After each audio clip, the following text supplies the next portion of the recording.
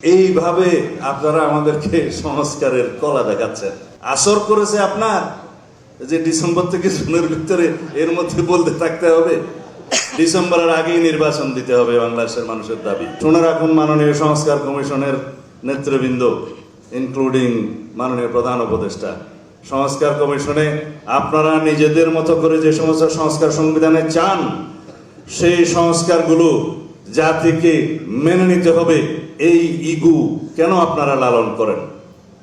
আপনারা কেন মনে করেন এনসিসি, ন্যাশনাল কনস্টিটিউশনাল কাউন্সিল নামে যেটা পরিচিত, তাকে সর্বোচ্চ ক্ষমতা দিয়ে রাষ্ট্রের সমস্ত অঙ্গকে আপনারা বেকার করে দিবেন?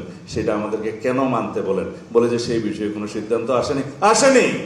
আমরা আমাদের কথা বলেছি যে এনসিসি একটি অনির্বাচিত বিষয় এবং তাদের হাতে রাষ্ট্রের সমস্ত অঙ্গের ক্ষমতা কোনো একটা সময়ে যখন সংসদ থাকবে না, সেই সময়ে তারা যখন এক্সারসাইজ করবে, তাকে চারজন, তার মধ্যে প্রেসিডেন্ট একটু ইনডাইরেক্টলি নির্বাচিত, বাকি সবই অনির্বাচিত, তাদের কাছে আপনি পুরো রাষ্ট্রের জিম্মা দিয়ে দেবেন। তারা এই সমস্ত আরো কিছু কিছু অভিনব সংস্কার প্রস্তাব নিজেরা দিয়েছে। মনে হয় যেন আমাদেরকে বাধ্য হয়ে সে সমস্ত সংস্কার প্রস্তাবে একমত হতে হবে, তাহলে তো এটা বাকশাল হয়ে গেল। যদি সংস্কারের সমস্ত প্রস্তাবের মধ্যে আমরা একমত হওয়ার জন্য আপনারা কন্টিনিউয়াসলি পার্সু করতে থাকেন এবং ব্লেম দিতে থাকেন যে এখনো পর্যন্ত এই বিষয়ে ঐকমত হয়নি। আমরা লিখিতভাবে বলেছি, আমরা আলোচনা করেছি কি কি বিষয়ে আমরা কাছাকাছি এসেছি এবং কি কি বিষয়ে একমত, নীতিগতভাবে একমত, সেগুলো কম্পাইল করে আপনারা জাতির কাছে প্রকাশ করেন। আগামী 2 তারিখ আবার ডেকেছে আমাদের মাননীয় প্রধান উপদেষ্টা। ভাবটা আমরা বুঝছি এরকম, আনুষ্ঠানিকতা আয়োজনের কোনো কমতি নেই, কিন্তু কাজের কোনো খবর নেই। আবার ডেকেছেন 2 তারিখে যে দ্বিতীয় পর্বের আলোচনার আবার শুভ উদ্বোধন হবে। কেন উদ্বোধন কয়বার করতে হয়? এই সংস্কার নিয়ে আবার কতবার উদ্বোধন করবেন? প্রথম পর্যায়ের একবার উদ্বোধন করেছেন আলোচনা, দ্বিতীয় পর্যায়ে আবার উদ্বোধন করবেন, তৃতীয় পর্যায়ে গিয়ে আবার আপনারা এটা একত্রিত করবেন। এইভাবে আপনারা আমাদেরকে সংস্কারের কলা দেখাচ্ছেন। সংস্কার হবে, সংস্কার আমাদের প্রধানতম এজেন্ডা।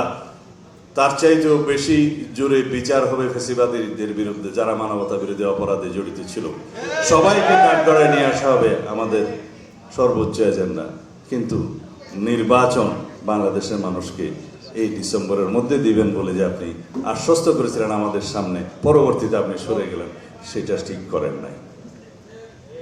নির্বাচন বিলম্বিত হওয়ার একটিও কারণ নাই, আপনার সামনে যুক্তি নাই কেন আপনি ডিসেম্বরের বাইরে যেয়ে নির্বাচন দিবেন, সেটার পক্ষে একটিও যুক্তি নাই।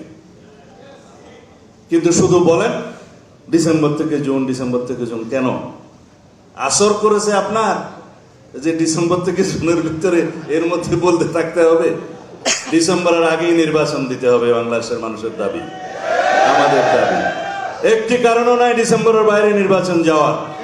সংস্কার এবং নির্বাচন চলমান প্রক্রিয়া, যারাই রাষ্ট্র ক্ষমতা আসুক তারা প্রতিশ্রুত সেই সংস্কার এবং বিচার চালিয়ে নিয়ে যাবে। এটা বিচার বিভাগের, স্বাধীন বিচার বিভাগের এখতিয়ার, তারা তাদের মতো স্বাধীনভাবে বিচার পরিচালনা করবে, বিচার কার্য, আমরা শুধু সহায়তা করব। আর সংস্কার তো কখনো শেষ হয় না।